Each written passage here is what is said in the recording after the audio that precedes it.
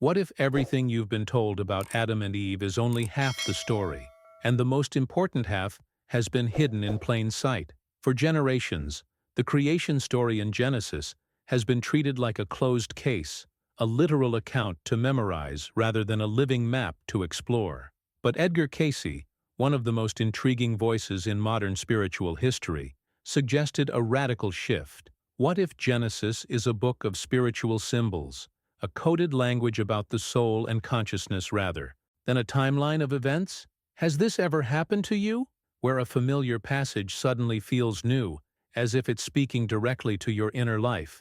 That's the doorway we're about to open together. But before we begin, please hit the like button and let me know where in the world you're watching from today.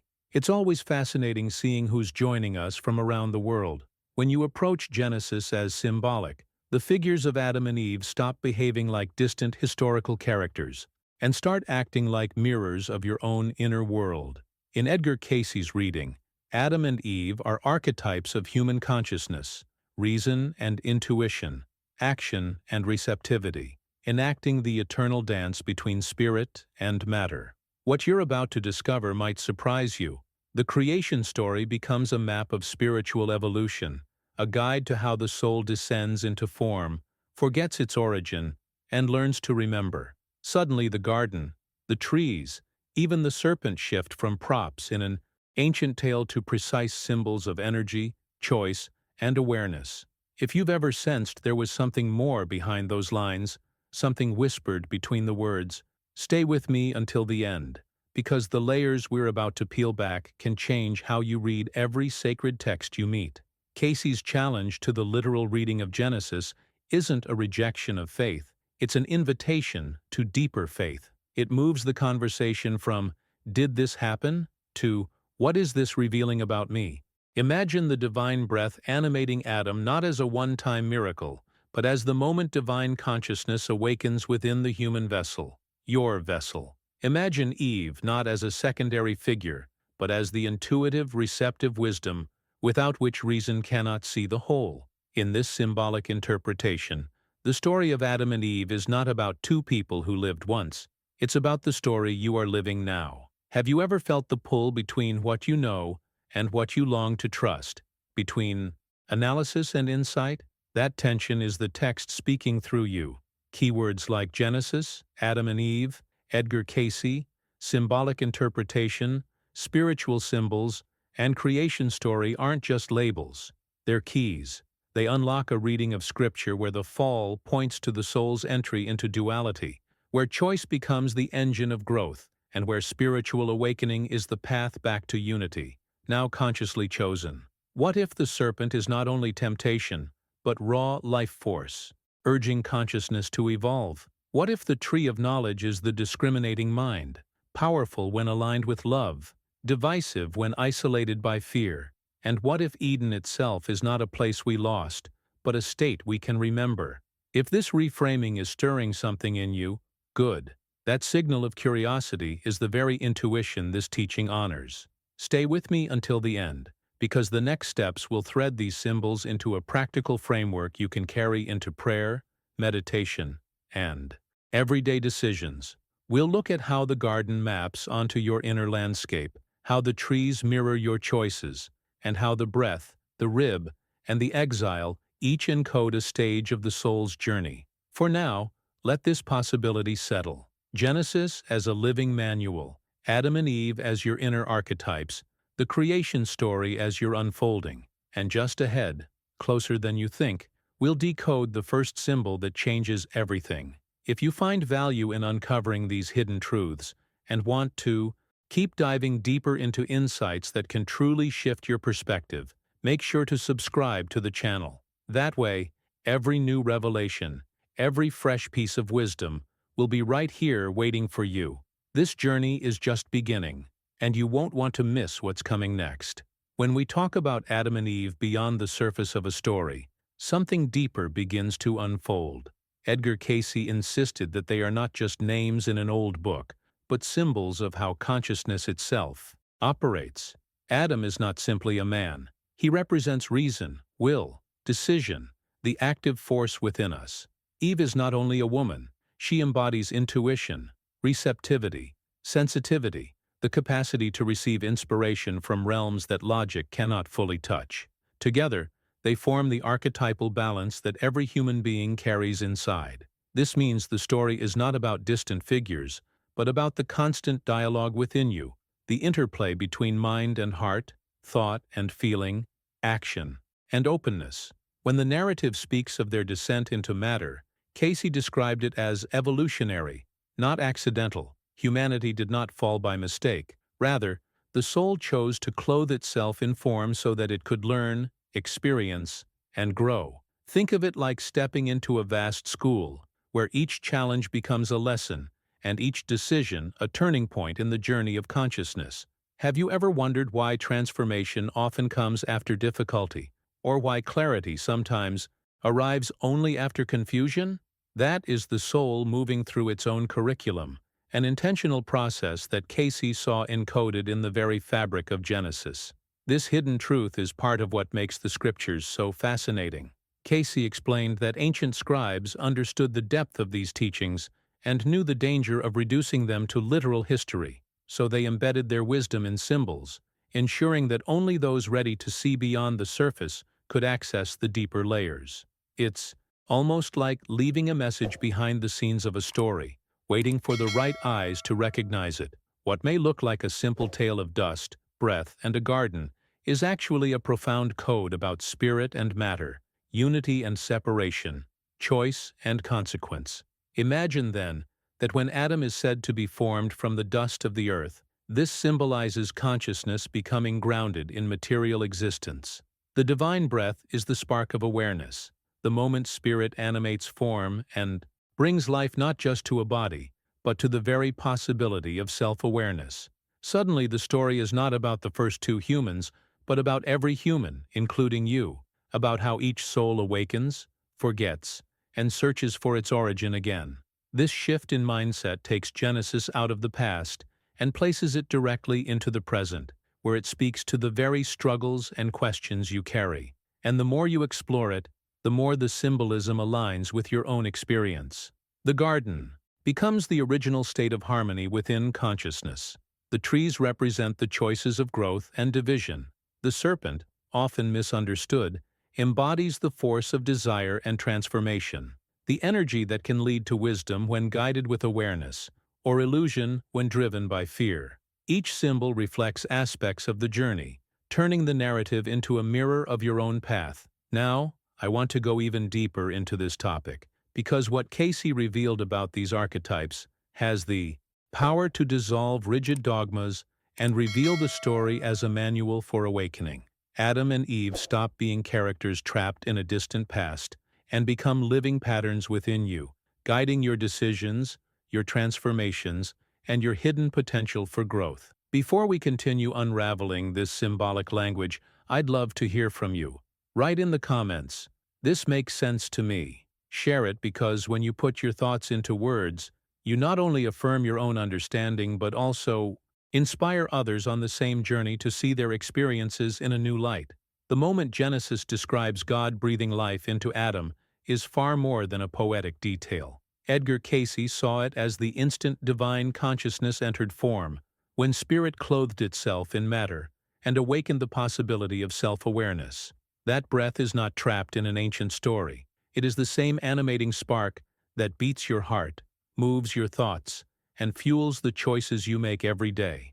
In this vision, you are not merely a physical being navigating circumstances, but a conscious participant in a much larger journey where matter and spirit intertwine. When you realize that, the text stops being distant history and begins to feel like a mirror reflecting the hidden truth of your own existence. The narrative unfolds like a spiritual map, pointing not to locations on Earth, but to landscapes inside the human psyche. The garden is the natural harmony of the soul before it becomes fragmented by identification with material concerns. The rivers that flow through it are currents of energy, nourishing different aspects of your inner life. The trees become symbols of choice, each one carrying profound meaning about the directions consciousness can take. This symbolic geography doesn't tell you where to go with your feet, but where to go with your awareness. It invites you to explore behind the scenes of your own mind, where the most important revelations are waiting to be discovered. Cayce made it clear that the two central trees of Eden are not botanical curiosities, but archetypes of human experience. The tree of life embodies direct connection with the divine, a state of unity where the soul draws strength and wisdom straight from its source. The tree of knowledge, on the other hand, represents the discriminating mind, the faculty that compares, separates, and defines.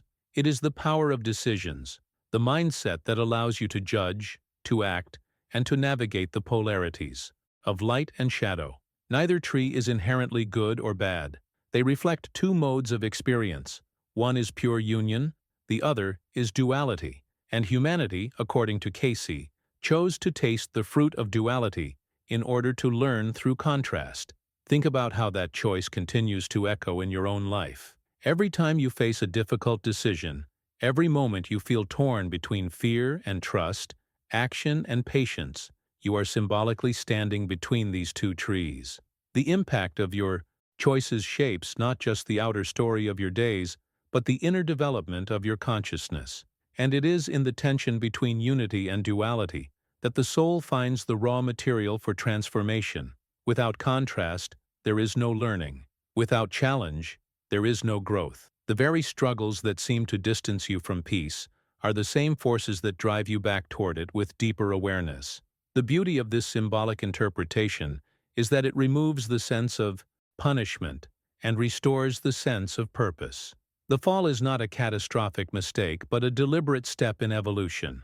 It is the soul's willingness to immerse itself in limitation so that freedom, when remembered, becomes fully conscious and deeply valued.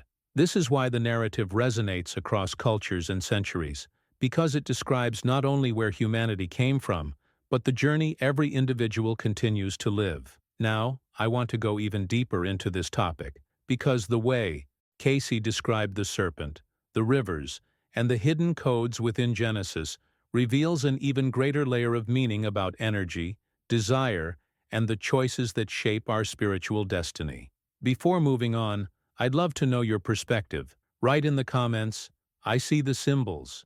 Put it down because affirming it in words strengthens your own recognition and also encourages others to open their eyes to meanings they might never have noticed before. When sacred texts are taken only at face value, their symbolic power becomes locked away, and what should be a living source of transformation is reduced to rigid rules. Edgar Cayce warned that the literal reading of Genesis gave birth to doctrines that confined spirituality into boxes of guilt, fear, and punishment. Instead of encouraging freedom of consciousness, this mindset built structures that fed on control. Imagine how many people carried the heavy weight of believing they were condemned for a mistake made by ancient ancestors, without realizing that the story was never meant to trap them in shame, but to awaken them to responsibility and inner strength. Behind the scenes of this rigid dogma lies the hidden truth. The text was coded to liberate, not to bind. Cayce reframed Adam in a way that upends the old narrative. Adam is not the very first human body walking the earth, but the first conscious spirit, the first being who recognized the divine spark within and knew it as his own. This was a milestone in the journey of humanity, the moment when awareness stopped being collective and instinctive and became individualized. The impact of that awakening is enormous because it marks the shift from existence as part of nature to the recognition of oneself as a creator, capable of choices, of decisions, of shaping destiny with intention. Adam symbolizes the emergence of individuality, with all its power and all its challenges. That is why Cayce spoke of Adam as the Son of God, not because of biology, but because of the awareness of divinity awakened within matter. This understanding also explains the strange details of Genesis that a literal reading cannot answer. If Adam and Eve were the only humans, why would Cain fear other people after he killed Abel? Cayce revealed that humanity was far older and more diverse than tradition suggested. Pre-Adamic humanity existed, waves of consciousness that entered matter in different times and forms, long before the symbolic Adam appeared. Archaeology and anthropology confirm that humans have walked the earth for hundreds of thousands of years, and Cayce's perspective harmonizes this scientific evidence with spiritual insight. Adam is not in conflict with science. Adam represents a turning point in consciousness. Think about what this means for your own journey. You are not just part of a biological chain stretching back through time. You are part of an evolutionary story of awareness. The real story of Adam is not about a man created from dust in a single act, but about the spark of divinity that ignites when a soul realizes itself. It's the same spark that lights within you when you choose growth over fear, truth over illusion, unity over division. This is not only history, but psychology, not only theology, but mindset. It's the moment a person shifts from simply existing to consciously living. Pre-Adamic humanity helps explain the diversity we see in the world today, not as a contradiction to the story, but as an expansion of it. Cayce suggested that different waves of consciousness entered matter in different places and times, creating a rich tapestry of cultures, expressions, and experiences. Adam was not superior to those who came before. He simply marked a new phase of awareness. That means our differences are not flaws or accidents, but reflections of a much larger design, where consciousness expresses itself through variety. What unites us is not uniformity, but the shared potential to awaken to the divine within. Now, I want to go even deeper into this topic, because when we understand the symbolic role of Adam as the first conscious spirit and recognize the existence of pre-Adamic humanity, a whole new layer of revelations begins to unfold about the serpent, the fall, and the deeper meaning of duality. And before we move forward, leave your reflection in the comments with the phrase, "Awareness is the key." Writing it is more than interaction. It's a way of affirming that you recognize the hidden journey of consciousness within your own life. Reconciling the story of Adam with science has always been one of the great challenges for faith traditions, and yet Cayce's interpretation dissolves that conflict with remarkable simplicity. When you see Adam not as the very first human body but as the first awakening of consciousness, the tension between scripture and archaeology fades. Science explores the bones, the artifacts, the traces of human development through time, while spirituality explores the awakening of self-awareness, the hidden truth behind the matter. Both perspectives are not at war but parts of a greater whole. It's like two lenses focused on the same journey, one showing the physical trail humanity has walked, the other revealing the inner transformation that gave meaning to that trail. This mindset removes the old barriers and invites us into a vision where science and spirit no longer contradict each other, but actually support and illuminate one another. Calling Adam the Son of God was never meant to highlight biology but consciousness. That title was a recognition of the moment when the human being became aware of the divine spark within, when creativity and responsibility entered the scene. Adam symbolizes the power to choose, to shape, to create from awareness rather than instinct. And with that awareness comes accountability. The moment you realize your inner divinity, you also recognize the weight of decisions, the impact of how you use that creative power.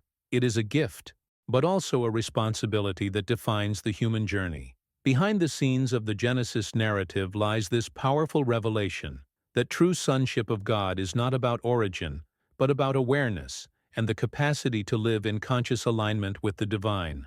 This is where the idea of the fall becomes so striking in Cayce's interpretation.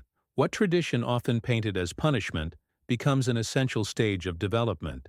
Imagine consciousness suddenly waking to itself, aware of freedom, of choice, of its ability to create, and then facing the illusion of separation.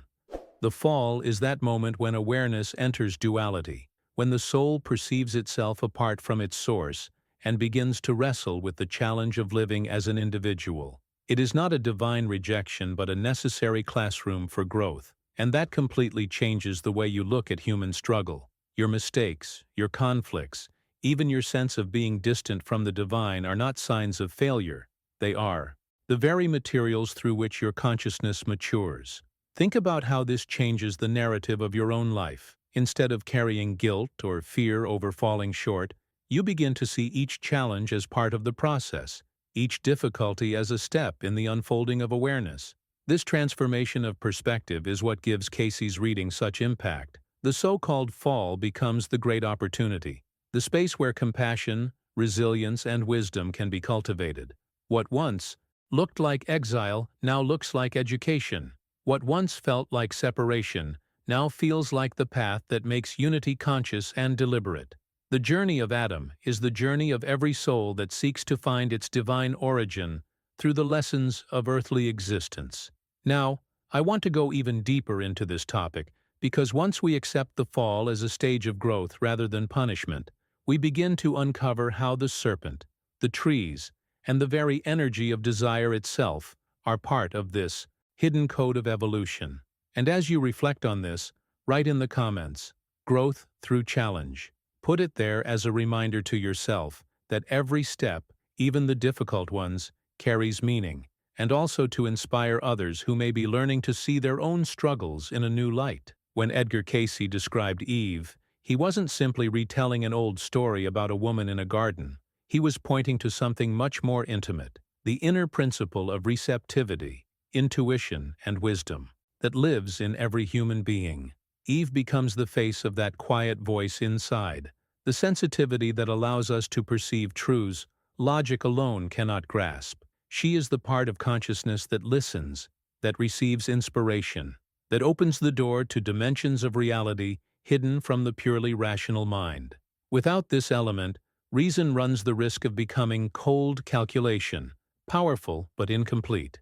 It is the blending of these two principles, Adam's active reason and Eve's intuitive sensitivity, that gives the soul its full capacity for growth. The symbol of the rib is especially striking because it suggests proximity and intimacy rather than separation. Taken from Adam's side, Eve is not an external addition, but a revelation of what was already within.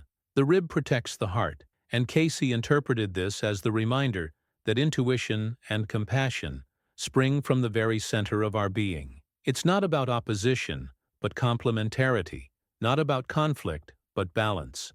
Think about how often in life your best decisions come when reason and intuition work together, when analysis is guided by inner feeling, and when inspiration is grounded by careful thought.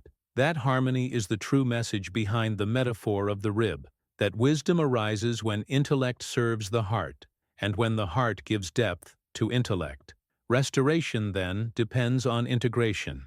Cayce insisted that spiritual maturity is not found in exaggerating one side over the other, but in cultivating both Adam and Eve within.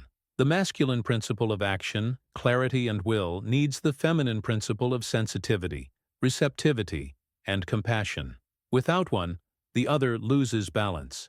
This insight carries a profound impact for our mindset in everyday life. Too much reason without intuition can lead to rigidity and disconnection, while too much intuition without grounding can become confusion and instability. Transformation happens when we consciously unite these principles, allowing them to operate as one. Behind the scenes of the ancient text lies this hidden truth. Every soul carries Adam and Eve inside. They are not distant ancestors but living forces, constantly shaping the way we think, feel, and decide. Their union symbolizes the journey toward wholeness, the rediscovery of an inner equilibrium that was never truly lost.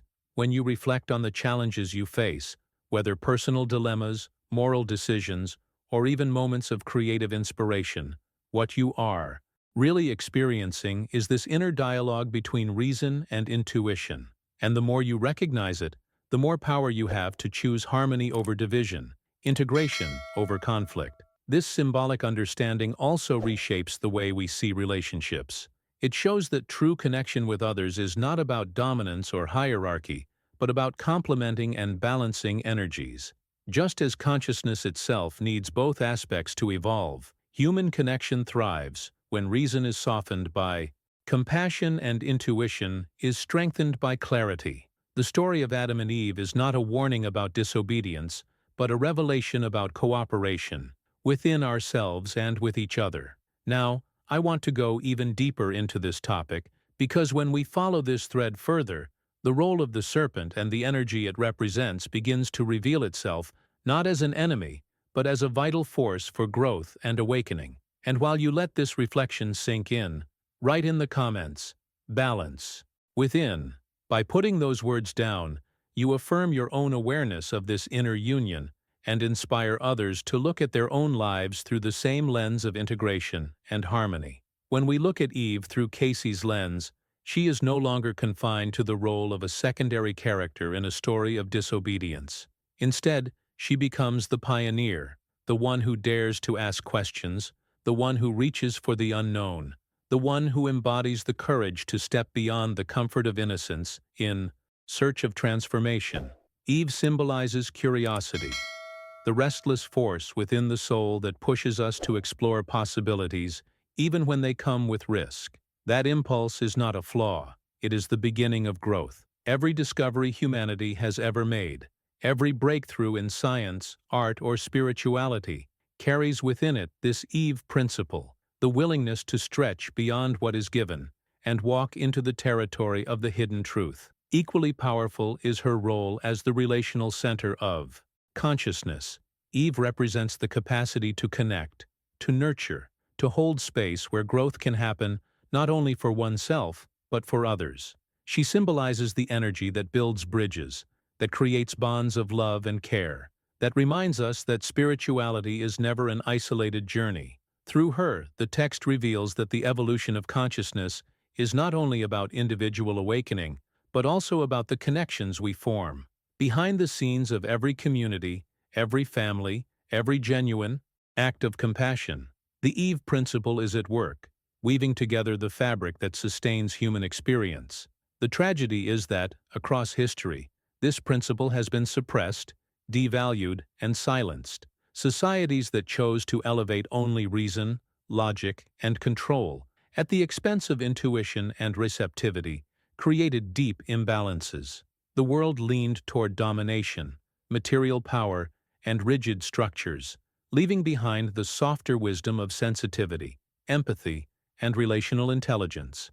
The impact of that suppression is still felt today, in cultures that struggle with disconnection, in systems that prize productivity over meaning, in individuals who feel torn between what their heart whispers and what external authority demands. This cultural bias left wounds, not only personal but collective, because when intuition is denied, humanity loses half of its own consciousness. Reawakening the Eve principle, then, is not optional. It is essential for healing. Cayce described it as a necessary step in the journey of planetary evolution, a rebalancing that allows humanity to access its full potential. When emotional intelligence is restored, when the wisdom of intuition is honored alongside the clarity of reason, the result is not weakness, but wholeness. This reintegration has the power to dissolve traumas carried across generations, to heal the divisions between masculine and feminine energies, and to create a culture where decisions are guided not only by calculation, but by compassion. Imagine a mindset where policies, relationships, and even personal choices flow from a balance of heart and mind. The transformation that would follow is not small. It would reshape everything from the way we relate to one another to the way we envision our place in the world.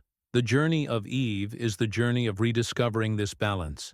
She reminds us that curiosity is sacred, that relationships are spiritual, that nurturing is a form of wisdom, and that receptivity is as powerful as action. To restore her within ourselves is to restore the forgotten half of our consciousness, the hidden truth that has always been there, waiting to be recognized. And it is precisely in this restoration that the seeds of a new collective future are planted. Now, I want to go even deeper into this topic, because once we begin to understand the serpent not as an external enemy, but as a symbol of life force and desire, the entire narrative takes on a new dimension. And while you reflect on the role of Eve in your own inner journey, write in the comments, "Curiosity is sacred." Put it there as a reminder that questioning, exploring, and opening yourself to connection are not signs of weakness, but of profound strength. When the serpent enters the story, most traditions rush to paint it as the embodiment of evil, the deceiver that lured humanity into ruin. But Cayce peeled back the veil and revealed something very different. The serpent, he said, is not a villain at all, but a symbol of life force itself, the raw energy of desire, creativity, and vitality that flows through every human being. This serpentine power is neutral. It carries no moral label until it is directed. Much like the Kundalini of Eastern traditions, it rests at the foundation of consciousness, waiting to be awakened. And just as fire can burn or illuminate, this energy can imprison us in illusion or elevate us toward transformation, depending on the choices we make. Think about how often desire shapes the direction of a life. Desire is what pushes someone to build, to create, to explore. It is also what can pull someone into obsession, dependency, or cycles of fear. The serpent embodies this dual nature. It stands in the garden not as an external enemy whispering lies, but as an inner voice posing the eternal question: how will you use the power that burns within you? Behind the scenes of every decision, this energy waits, offering both temptation and possibility. It is not about condemnation, but about responsibility. The serpent invites you to realize that the greatest power you carry is also the one you must learn to master. When this energy is purified through awareness, discipline, compassion, it becomes the alchemical force that transforms the ordinary self into something radiant. This is the hidden truth of the serpent, that it holds the potential for the highest awakening. Spiritual practices across cultures have described how vital energy, when guided with love and clarity, rises through the centers of the body, illuminating the mind and expanding perception. It is the current of transformation, turning dense experiences into wisdom and confusion into clarity. The serpent in this light is not a curse, but a catalyst. Yet the same energy, when driven by fear or unconscious impulse, can lead to attachment, illusion, and suffering. That is why Cayce described it as neutral. It will flow in the direction we choose. This is the heart of temptation, not as a cosmic test, imposed from outside, but as the inner tension of free will.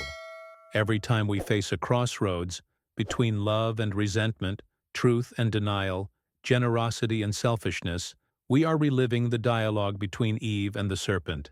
It is the deliberation every soul must face, the quiet space where mindset shapes destiny. Seen this way, the serpent is also a teacher of discernment. It demands that we recognize the consequences of our choices and the impact of how we direct our energy. To treat desire as purely dangerous is to miss its potential. To indulge it without awareness is to lose its purpose. The serpent teaches balance, that power is not to be denied but guided, not repressed but refined. This reframing transforms the old image of humanity at the mercy of an evil force into a much more empowering vision. Humanity learning to master its own creative fire. Now, I want to go even deeper into this topic, because Cayce's insights show that the serpent does more than embody desire. It also reveals the hidden map of consciousness itself, connected to the energy centers of the body and the path toward spiritual illumination. And as you let this reflection unfold within you, write in the comments, "Energy can transform." By putting those words down, you affirm your awareness of this inner force and encourage others to see that what was once feared can in fact become the very source of awakening. When the story reaches the moment of eating the fruit, something profound takes place that goes far beyond disobedience. According to Cayce, this act represents the soul's deliberate entry into duality, a conscious step into the world of polarity where light and shadow, joy and sorrow, expansion and limitation are experienced side by side. It is as if humanity opened a door into a vast classroom, one designed not to punish, but to teach. The fruit becomes the symbol of experience itself, the choice to step into a field of contrasts in order to grow. Seen from this perspective, the so-called fall is less about loss and more about a necessary transformation, a decision that allows consciousness to discover itself through trial, error, and awakening. In duality, the discriminating mind begins to unfold. Before that, existence flowed in unity without distinction. Peaceful, yes, but also without the capacity for moral responsibility or deliberate virtue. By stepping into the world of contrasts, humanity gained the ability to discern, to weigh, to choose. This is where the hidden truth of the story emerges.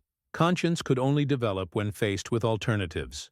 It is in the tension between compassion and selfishness, truth and illusion, harmony and conflict that moral awareness is born. Without duality, there could be no conscious decisions, no ability to transform instinct into wisdom, no opportunity to build character. The fruit awakened humanity to the reality that choices carry impact, that every action ripples beyond itself, shaping both individual destiny and collective experience. And with this awakening came another extraordinary gift, the possibility of conscious love. Love in unity is natural, effortless, like the air one breathes without thought. But love in duality requires intention. It asks for commitment in the face of imperfection, compassion even when hurt, forgiveness when pride resists. It is in this very contrast that love becomes deeper, more powerful, more transformative. To love despite limitation, to choose love in the presence of fear or anger, is to create something deliberate, something that carries divine weight. In this sense, eating the fruit unlocked not only the knowledge of good and evil, but also the possibility of love that is mature, resilient, and redemptive. Duality also awakened creativity in ways that unity could never provide. To create, there must be tension, contrast, the meeting of opposites that gives rise to form, just as sound and silence together create music, or shadow and light together create depth. The interplay of polarity provides the canvas upon which consciousness paints. Human art, science, literature, and spiritual insight all flow from this capacity to weave together what seems divided. The fruit, therefore, was not merely about separation, but about expansion, the soul gaining access to its creative powers, learning to shape reality itself from the raw material of experience. Now, I want to go even deeper into this topic, because Cayce's perspective shows that duality, while challenging, is not the final word. It is a stage in the journey, a passage through which the soul learns what only contrast can teach, before rediscovering unity at a higher level of awareness. And while you reflect on how contrast has shaped your own growth, write in the comments, "I learn through contrasts." Putting these words into writing affirms that you recognize the hidden purpose behind your struggles and inspires others to see their challenges as part of a greater journey of transformation. When Cayce reframed the fall as an educational experience rather than a punishment, he shifted the entire meaning of human existence. Instead of seeing suffering as divine wrath, he described it as a kind of sacred classroom where the soul learns lessons it could not learn in any other way. Pain becomes a teacher of compassion, struggle a catalyst for wisdom, separation an opportunity to rediscover unity with awareness. What looks like exile is in truth an initiation into growth. This perspective transforms guilt into responsibility and despair into purpose, reminding us that even the hardest experiences carry within them a hidden truth. They are instruments shaping us into beings capable of conscious love and mature understanding. That is why paradise was never truly lost. The Garden of Eden is not a vanished place buried somewhere in the earth's geography. It is a state of spiritual perception that still exists within reach of every soul. Eden symbolizes unity, clarity, and harmony, the deep awareness of being connected to the divine and to all creation. The so-called expulsion was not the loss of a physical location, but the shift of consciousness into denser vibrations where this awareness was obscured. The journey back does not require a map across the world, but a transformation within. When the illusions of separation fade, when the mindset shifts from fear to trust, Eden reappears, not as memory, but as living presence. It is the rediscovery that paradise was never abandoned. It was only veiled. Cayce went further, decoding even the symbolic geography of Eden. He saw in the description of the four rivers a map of the inner self, a reflection of the anatomy of consciousness itself. These rivers, he explained, correspond to the energy currents flowing through the psychic centers, the chakras or spinal channels that sustain and nourish every level of awareness. Just as rivers feed a land with vitality, these streams of subtle energy feed the soul with divine life. When they flow freely, the consciousness expands, and the perception of unity becomes natural. when they are blocked or distorted, the experience of separation intensifies, and suffering becomes the signal that alignment must be restored. This connection between Eden and inner anatomy reveals that Scripture was never simply describing the outside world. It was encoding the architecture of the human spirit.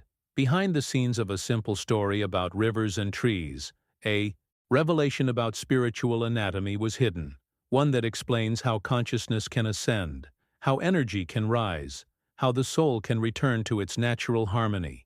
Eden becomes not only a metaphor, but also a practical guide for transformation, showing that the kingdom of heaven is structured within. Now, I want to go even deeper into this topic, because Cayce's interpretation of the tree of life and the tree of knowledge within this spiritual anatomy unveils how the very core of human decisions shapes the path of evolution. And as you reflect on this, write in the comments, "Paradise is within me." Put those words down as an affirmation, because expressing them reinforces the awareness that Eden is not lost. It is waiting to be remembered in the depths of your own consciousness.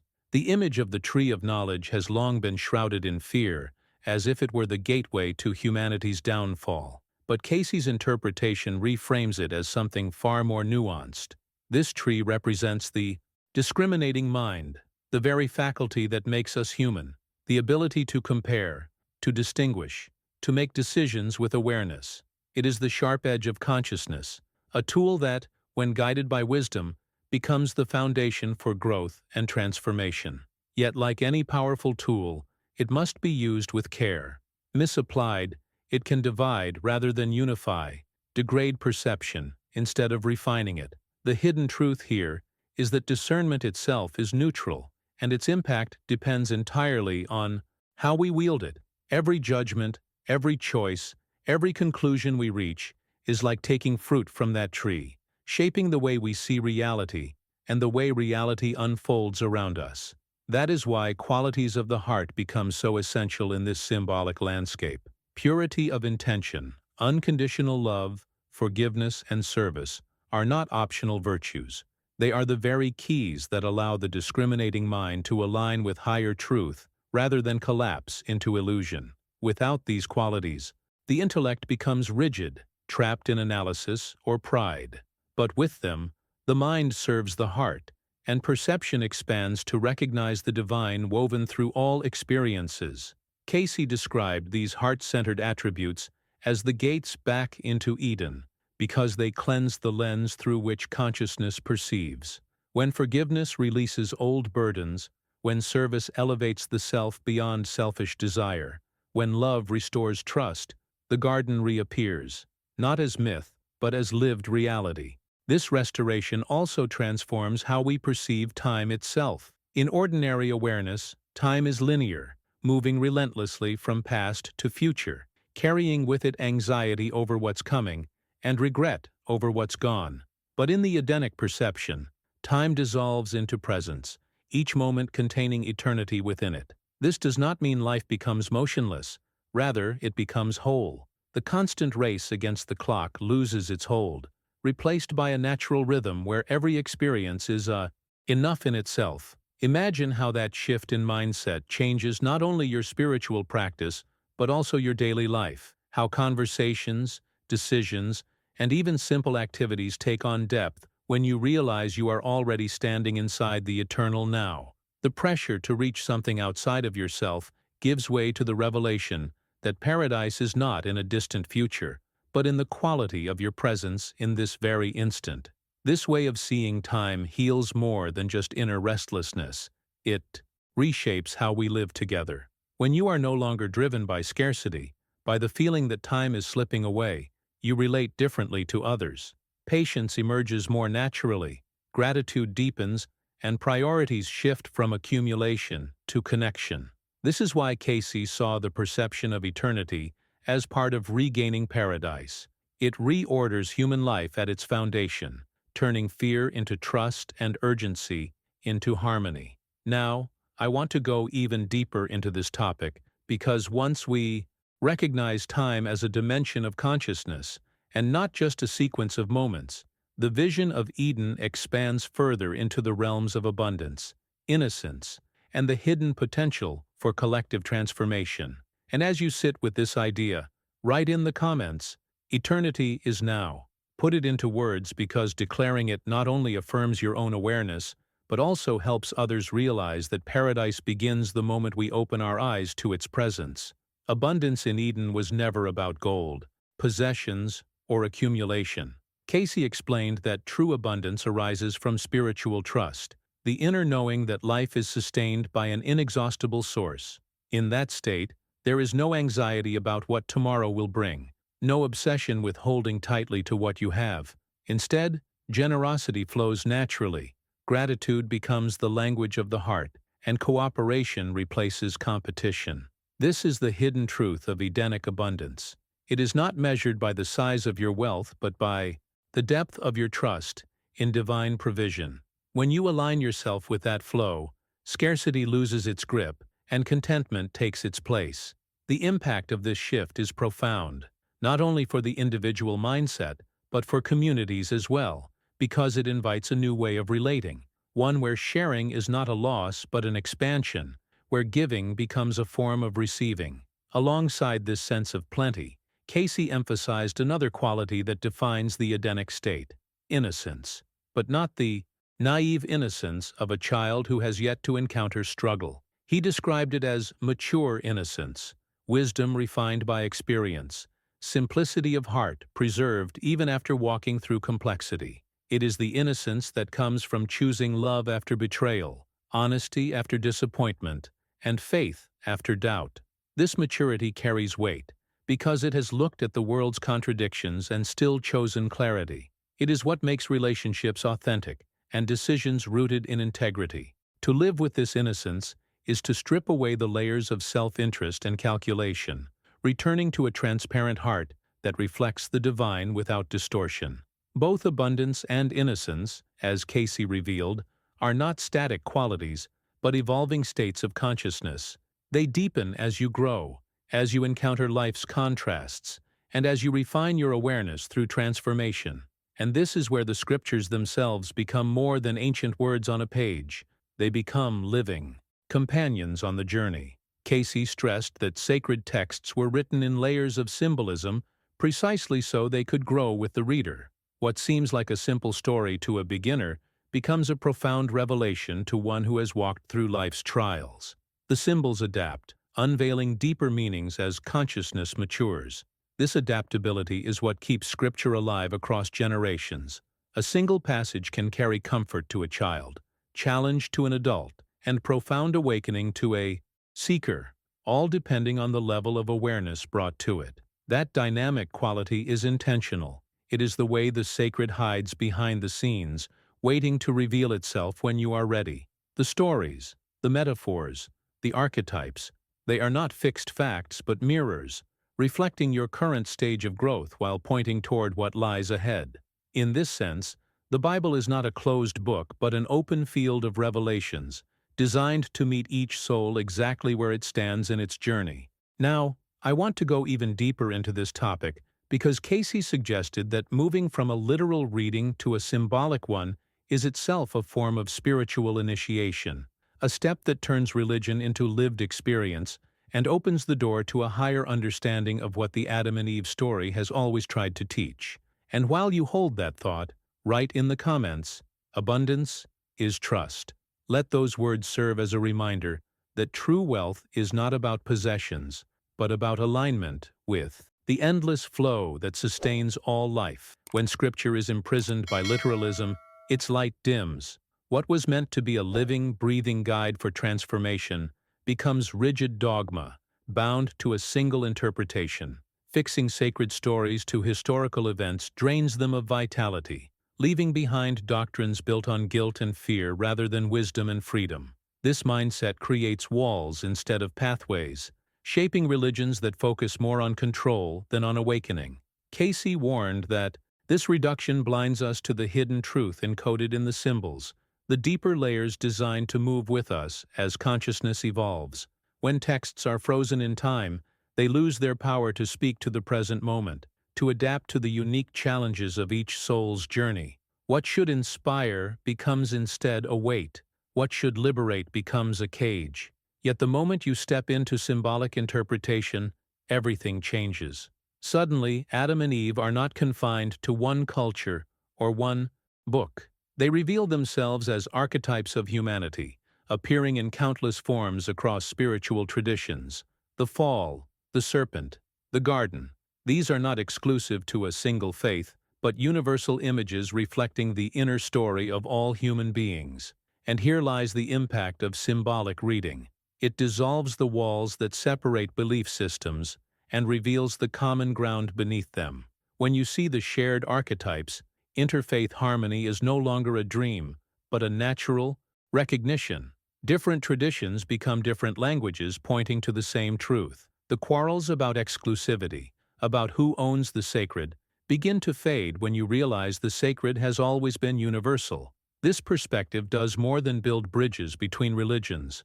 It also bridges the apparent divide between science and spirituality. For centuries, people felt forced to choose science for facts, spirituality for faith, as if they were rivals. But Cayce's symbolic interpretation of Genesis allows them to stand side by side, not as enemies, but as allies. Science reveals the outer story, the physical timeline, the fossil record, the mechanisms of evolution. Spirituality reveals the inner journey, the unfolding of consciousness, the meaning behind existence. One looks outward, the other inward, and together they form a complete picture of reality. This is the hidden truth behind the conflict. It was never necessary. The divide was built by literalism, by insisting the story had to match history word for word. Freeing the text to be symbolic frees humanity to embrace both reason and revelation without contradiction. The effect of this integration reaches far beyond theology. It transforms mindset. It allows us to approach discoveries with reverence and faith with curiosity. It invites us to see the cosmos not as cold mechanics or blind chance, but as a tapestry woven with intelligence, intention, and purpose. Imagine living in a world where science and spirituality are not locked in argument but in dialogue, where each breakthrough in one field inspires new depth in the other. This shift could impact education, ethics, even the way societies make decisions, because it would no longer be about choosing sides, but about seeking wholeness. Now I want to go even deeper into this topic, because Cayce's revelations about Adam and Eve as archetypes of the universal soul's journey open the door to a far greater vision, one where every human experience, from suffering to joy, becomes part of a collective transformation. And as you let this idea resonate within you, write in the comments, "Truth unites." By putting those words into writing, you affirm the recognition that wisdom is not confined to divisions, but shared across humanity's search for meaning. The Adamic journey, as Cayce described it, is not a tale sealed in the distant past, but a living rhythm that pulses within each of us. It is the reminder that the story of Adam and Eve is not about two figures who once walked in a garden, but about the inner drama playing out in your own consciousness. Every soul begins as a divine spark, pure and luminous, carrying the imprint of its origin. That spark descends into matter, clothed in human form, so it can taste the density of life, feel the weight of decisions, and navigate the duality of shadow and light. In that descent, choice becomes unavoidable. Do you align with truth or illusion, love or fear, connection or separation? Each decision is not only personal but archetypal, echoing the very choices that Adam and Eve themselves symbolize. And through those decisions, the soul learns, stumbles, grows, and gradually begins the long arc of return toward its divine source. This is why Cayce insisted the narrative functions as a universal roadmap. It is not confined to any single religion, culture, or time period. Whether you call it karma, evolution, spiritual education, or the hero's journey, the pattern repeats: spark, incarnation, choice, learning, and return. Think of it as the behind-the-scenes script of existence, a design that guarantees growth through experience. Each lifetime, each challenge, each triumph is another step in this spiral journey of expansion. What may feel random in the moment, the pain of loss, the joy of love, the tests of responsibility, are all threads woven into the larger tapestry of this archetypal cycle. The impact of seeing life this way is transformative, because suddenly, the ordinary acquires sacred meaning. Your struggles are not evidence of failure, but proof of participation in a journey shared by every soul across time. Cayce pushed this even further by suggesting that this cycle is not just individual, but collective. Humanity as a whole is walking the Adamic path, moving from unconscious unity through separation and duality, and slowly back toward conscious unity. This is where the narrative's hidden truth takes on a breathtaking scale, the promise of a collective return to paradise. Not a geographical paradise, not a utopian fantasy, but a shift in human consciousness so profound that entire civilizations begin to operate from principles of harmony, abundance, and awakened awareness. It is the vision of a new era, born not through force but through awakening, where the inner maturation of individuals adds up to planetary transformation. Imagine the mindset shift this requires. It means viewing global crises, cultural clashes, even environmental challenges not as signs of collapse, but as birth pangs of an evolving species. It means recognizing that behind the chaos lies the possibility of integration, that what looks like disintegration may actually be the breaking apart of outdated patterns. Cayce's vision paints humanity's current struggles as a threshold, a liminal space where the old story of separation is dissolving to make space for a new one rooted in unity. This is not passive hope, but an active process of awakening, a decision made again and again by millions of individuals who dare to remember their divine spark, even while clothed in matter. Now, I want to go even deeper into this topic, because the real power of this revelation lies in understanding how the smallest personal transformation contributes to the vast collective journey. And as you reflect on this, take a moment to write in the comments, "I carry the spark." Those words affirm your recognition that the journey of Adam and Eve is also your own, and that by embracing it consciously, you help shape the return to paradise not just for yourself, but for all of humanity. If you've made it all the way here, it tells me this message truly resonated with you.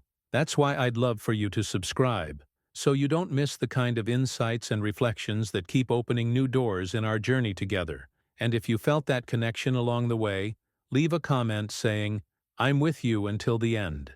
I'll know you were here walking through every step with me. A simple like on this video is also a beautiful way of keeping this conversation alive, reminding me that these words reached your heart. And if you're ready to keep exploring, there's a video right here that complements everything we've been unfolding. Click and continue with me over there.